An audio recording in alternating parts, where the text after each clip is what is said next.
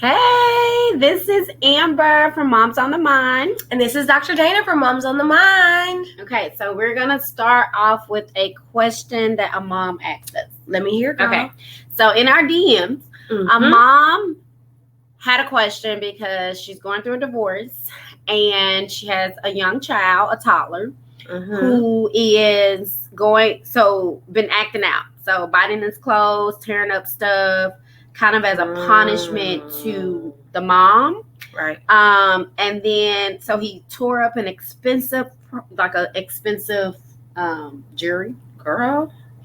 And when she asked him, why did he do that? He said that because he knows that he's being mean.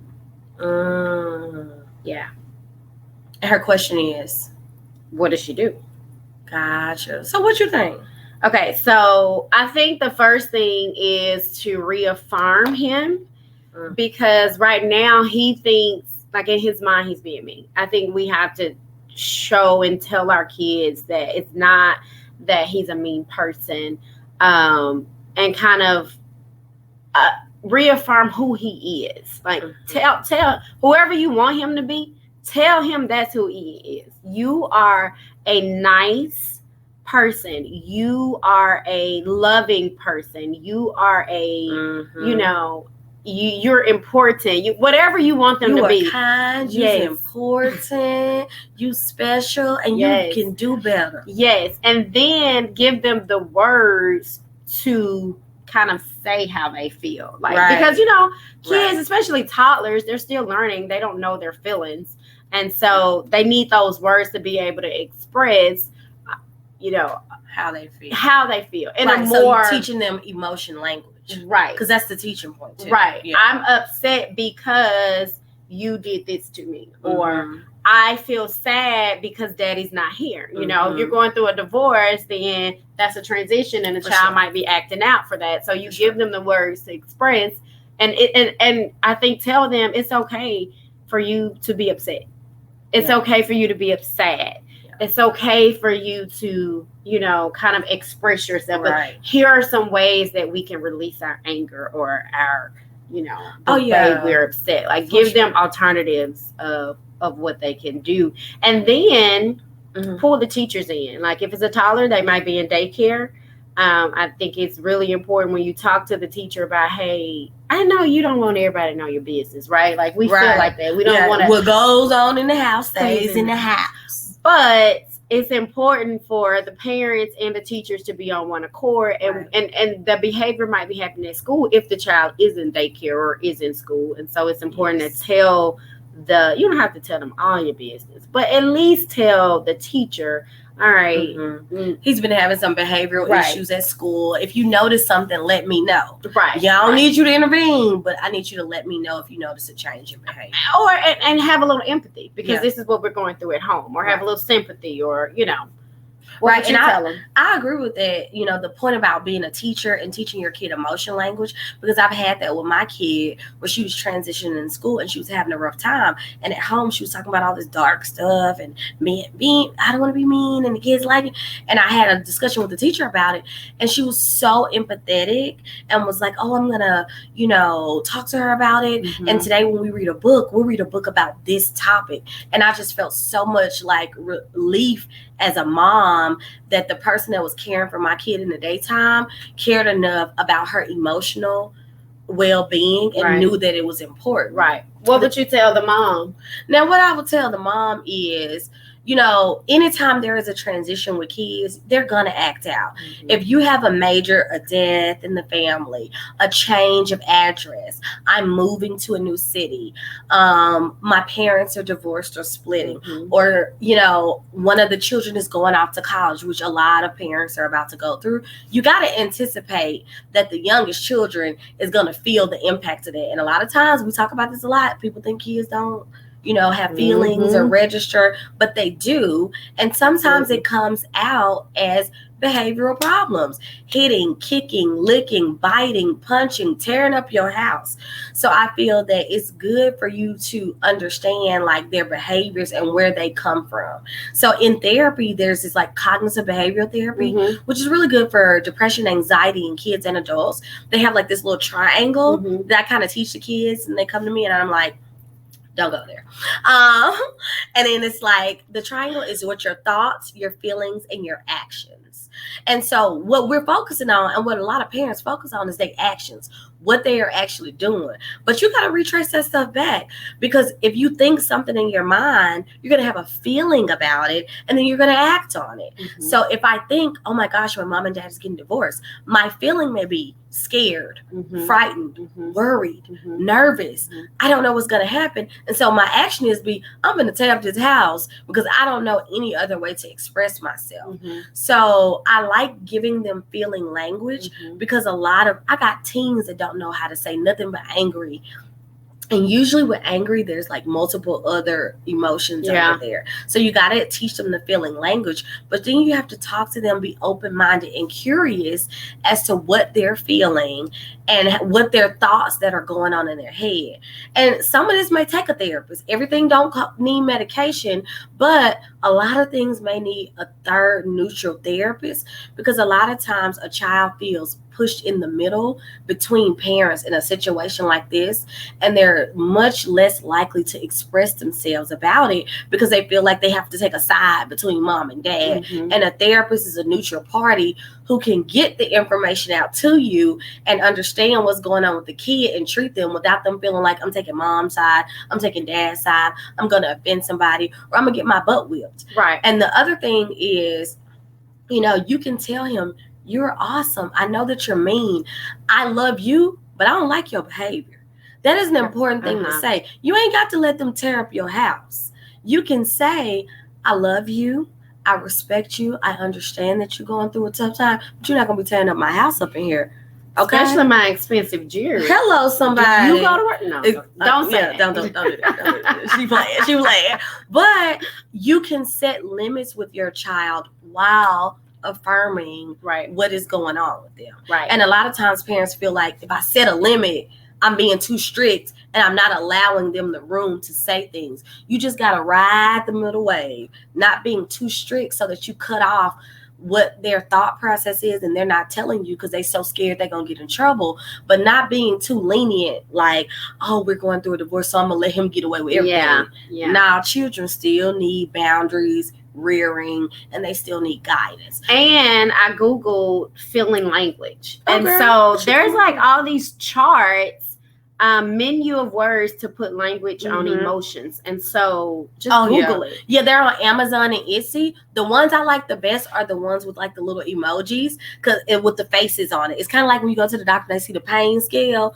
The kids can point it out and start to associate even at 4 years old. And what a better way to start when they're young. For sure. I mean, this is kind of opening up, like teaching kids about their mental health. Like we're talking to them about their emotions, how to recognize their emotions, how to talk about their emotions.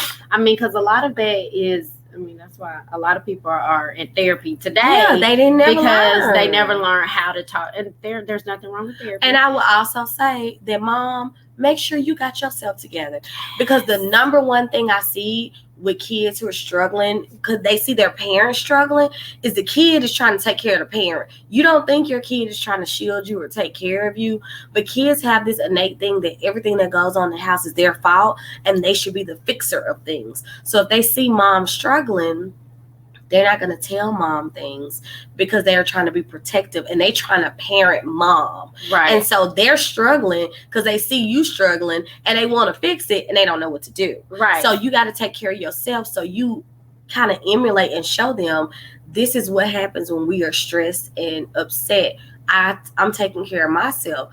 Ergo, I'm taking care of you too. Right. So you ain't taking care of me. Right. Okay. So 40 seconds left to talk about the Ask Mom question. And the only thing I want to add to that is that a lot of times we think we're, like you said, shielding our kids by even not talking to them about things.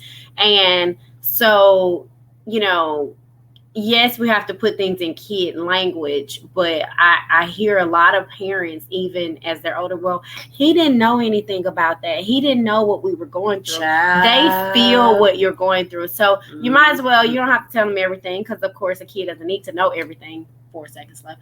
But at least, just kind of talk to your kids. Yeah, explain to them what's going on. Sit them down in kid language. Okay. We can talk about that on a further episode. Yes. Okay. So now this episode, we probably got more people in right now. Mm-hmm. Again, Amber from Moms on the Mind. Dr. Dana from Moms on the Mind. And so this episode, we want you to just meet the moms. Hello. That's us. So just a little bit about me. Yeah. Amber Palmer. I have... Government name, huh? Yes. Go ahead. Do you want my whole name? No, just government. I have 3 kids. I've been married for going on 13 years. Woo woo. I have an 8-year-old. I was about to call him 9. 8-year-old. I'm side-eyeing you right now. 2-year-old. Yes. And 11-month-old. Mm-hmm. Somebody pray for me. Help us. Help us, Jesus. I'm still not sleeping. Mm-hmm. And I am an educational diagnostician. You probably don't know what that means or what that is. But I'm a special education expert, I guess. I would say so. Okay. I call you. So I work in the special education department in a local school district in the Dallas-Fort Worth area. And I do assessments with children, cognitive and achievement assessments, and to determine if they have learning disabilities, if they meet special education criteria for various other disabilities. And then I help plan the individual education plan. In Texas, we call it ARD, but everyone knows it as IEP. So in a nutshell, that's what I do. Who are you? I am Dr. Dana. I am a child and adolescent psychiatrist, so I'm bordered in adult psychiatry as well as child and adolescent psychiatry. So, but right now I work at a children's hospital in an outpatient clinic, and basically what I do is I see kiddos age 4 to about 17, sometimes 21, depending on their developmental issues, 21, 22, and I help to kind of diagnose them. And diagnoses range from depression, anxiety, ADHD, bipolar disorder, autism diagnosis, multiple things. And I also, as a psychiatrist, I provide medications for them. A large portion of psychiatrists only do medications. I do have a couple of kids that I see for therapy, but that's very limited just because my patient panel.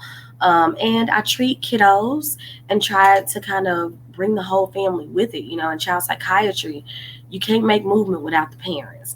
And so that's that. Oh, for sure. Like that. a child can't take their medicine alone. Mm-hmm. They can't go pick up stuff. If I need them to go to therapy, they need somebody to drive them. Mm-hmm. So I really call myself a family mind physician in a sense, and trying to help people get where they want to be, mm-hmm. and then encourage their mental health states, mm-hmm. and making sure that they're, being successful and productive and parts of society.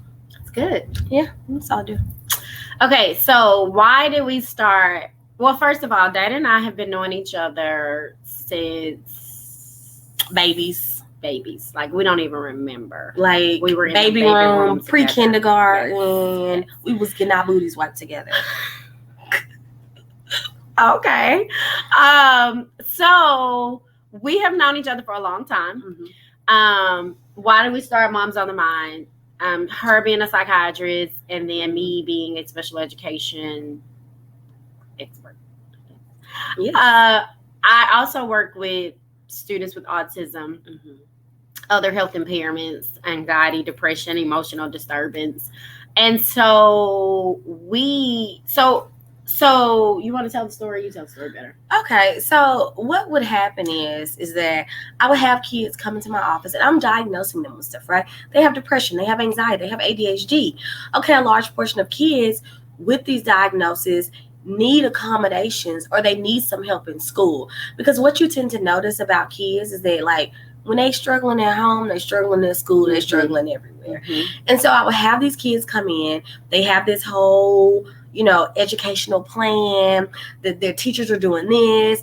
And a lot of times the parents that I would see will really have a hard time advocating for services in the school, knowing what's offered in the school, knowing what they should be doing for their kid, knowing how to communicate with teachers and how to advocate appropriately. So I would just call my little expert friend. I would say, hey, now, we would never violate HIPAA. I would ask the parents, hey, I have a friend who's an educational diagnostician. She does not work in the schools district. I would not divulge your name, age, MRE, and she doesn't get any information. But I would sideline her on the phone and say, hey, what do you think about this? What is the school system? Is the school system, like, what do I need to do to advocate for this kid? Because the mom is having a communication issue. And every time Amber picked up that phone and told me, my patients just got a better level of care. And we started to notice that there's like a total intersection between education and mental health on all levels, in the schools, at home, with the parents, with the teachers, even with us as psychiatrists. There's certain things I know because I have to know them. I know what an IEP is. I know what an FIE is. But how to maneuver it in school districts and how to advocate and why teachers or educational diagnosticians like Amber make the decisions they make, I was not aware of that. And so I would call her up and spend time talking to her, and she'll tell me what to do, and I'll go back and the parents will be like, thank you. And then there'll be other times we just sitting on the phone just talking about our kids, about what's going on with, in the world today. And then on the flip side, like, even for me, again, like she said, she doesn't violate HIPAA. I don't violate FERPA or divulge any personal information. But just from a personal understanding of what this child is going through from a mental health standpoint, because we are trying to provide the best education like that we can, right? But how can, you always hear about, is it Maslow? You have to take care of their physical needs first. You have to take care of certain needs first. So how can we help, them meet their needs mentally as well, so that they can feel comfortable at school and so that they can learn appropriately? Well, if I have a student with emotional disturbance, yes, there's a psychologist involved in the evaluation on the school side. But just from a personal standpoint, I would call her and say, okay, let's say we have a child with ADHD that's struggling with XYZ. What is going on there? And I think I learned a lot too, just about how a lot of times with ADHD, there's anxiety, there's like this triple threat of things. Sometimes even with autism, you see ADHD and anxiety. And so a lot of times in the education world, we're just seeing the autism. And we don't even know that they're also being treated for ADHD and anxiety. And so we're limited sometimes in that sense, because the parent is maybe not divulging a lot of information. So anyway, we just started talking and just really found how the education world and that mental health world kind of intersects so much. And what we've learned is that a lot of people in the African American community, like we said earlier, the mindset is what goes on in this house stays in this house. So they might have outside evaluations with the psychiatrist and not let me know, and vice versa. They might have, educational evaluations and they don't tell me. And I'm like, well, what they supposed to? Well, she said, where's the FI? Oh, yeah, all this is on there. So when it slips up, we like, come on, Mom. Come on now. Help us out. And then we can do more to help the child. And so we just learned that, and there's a lot of just lack of knowledge in the African American community about what services can be provided in the school system when they are diagnosed with ADHD or what it anxiety. Means to have ADHD. Yes. What it means to have anxiety. How does that impact your functioning at school? How does that impact your entire family unit? A lot of people, even bipolar, everybody has a fixed thing about what they think bipolar is. And a large population of people are not very accurate and I mean layman people with what they think the diagnosis of bipolar is or what's going on. And so we feel like our mission is really to get this information out to people that look like us because they need it, they want it, they don't know where to go. There aren't that many resources. And while there are a lot of parenting books or parenting blogs, there are not many that intersect with mental health and education together. So there is a comprehensive piece for kids. And we feel very strongly that parents need this information. And look, the evaluations at the school are free.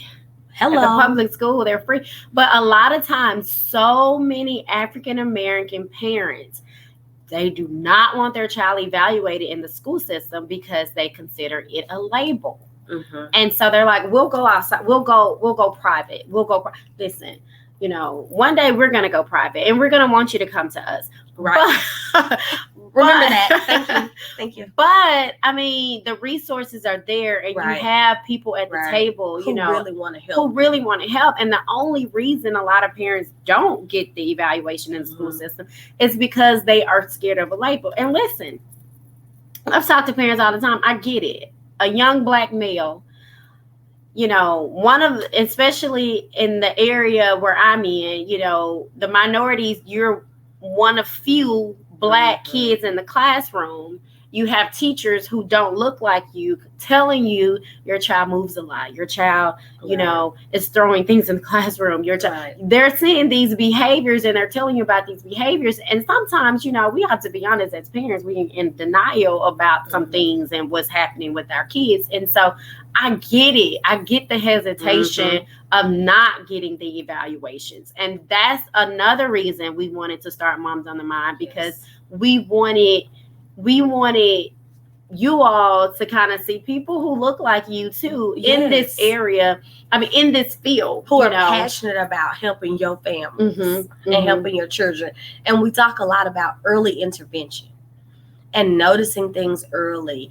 And if you intervene on something, the earlier you intervene in a child's life, the better their child's life will be, because they don't go 50 years having something they didn't think they had, and now they in therapy at 55 trying to readdress multiple traumas or multiple things that have gone on that could have been kind of nailed down at 6 or 7, you know. So in a nutshell, our vision, our mission is to disseminate information to African American moms and fathers. Thank you. About mental health and education, and to show you all how they intersect so much, and just to give parenting tips. Yes. In those areas, and give life to the hardships of parenting. I love my children. I have 2. They are 4, well, just turned 5 and 2 years old. 2 little girls, very bright. But I'm going to be honest, it's real out here in the parent world. And one of the things I do not like the most is people who make parenting look like it's so easy, it's so great, everything's the greatest, oh my gosh, everything they do is the best. Heck no. Sometimes they get on my nerves. I love them. Sometimes I need a break. Sometimes taking care of me is taking care of them. Sometimes we have to look at our own kids and say, does my child need a therapist? Does my child have ADHD? Does, you know, because that pandemic taught y'all. And it's okay. It's okay. You know, everybody isn't perfect and no one is perfect, you know, and so we have to meet our children where they are. Oh, for sure. And so we just want to help you do that. And that's why we're bringing this to you. And, you know, I want you guys to stay tuned for more episodes to follow, because every episode will be something that you can catch on to and something that you can grasp onto. And we like to give real life tips for our parents that we are actually using. Yeah. And so you'll see when you go to our Facebook and when you go to our Instagram and our website, all of these things will be disseminated in all of these places. So go follow us. Now, and share. Like, share, click. Like, share. Okay, so for the last segment, anything else you want to say about why we started Moms on the Mind? No. Okay, so for this last segment, now we told you all she has 2, I have 3. And so we're calling this Mommy Meltdown. Child, we got to talk about the Mommy Meltdown moment. So we're going to, I'm going to ask you, did you have a Mommy Meltdown moment this week? Yes. Okay, what was it? Why are you going to ask me mine? Why can't I ask you yours? You can ask me mine. Okay, you better be thinking about it then. Excuse me. My Mommy Meltdown moment this week was, my 5-year-old. She's very energetic. She loves, like, if she has something that she found out, she wants to show me then, like, right now. Like, I want your attention now. So I'm sitting here talking to, like, another parent or somebody I was talking to, and I hear her coming, and all I hear is, and I'm mid-sentence. We done talked about this 50,000 times. And, Mom, da-da-da-da! Mom! Okay. I couldn't take it. What? Bad response. Don't do it. I know y'all did it. Don't hate. Y'all did it. Bad response. So I just was like so irritated with her. And the reason I was irritated is because I feel like, okay, we've had this conversation multiple times. Okay, Madison, when Mommy is talking, it's not that I don't hear you. It's just that I'm trying to get my sentence out of my mouth. And then if you just give me a beat, Mommy's gonna put her finger up. That means I hear you. Wait. And then I'm going to stop what I'm doing when I finish my sentence. I'm going to address you. And then we can talk about it and I'll go back. But sometimes you have to wait on Mommy to finish her sentence. And so I think I was so irritated that we've been practicing this. And despite practice, it ain't made perfect yet. And so I felt like in that moment when I was like, what? I saw her like draw back. And then I felt so much mommy guilt because I did not respond in the way that I should in that moment. Mm-hmm. Now, do I feel like we all have those moments? Heck yeah, we do. And I have them often. But, it's all about the repair. Mm-hmm. So once I felt bad, I stopped who I was talking to. I was like, give me about 5-10 minutes.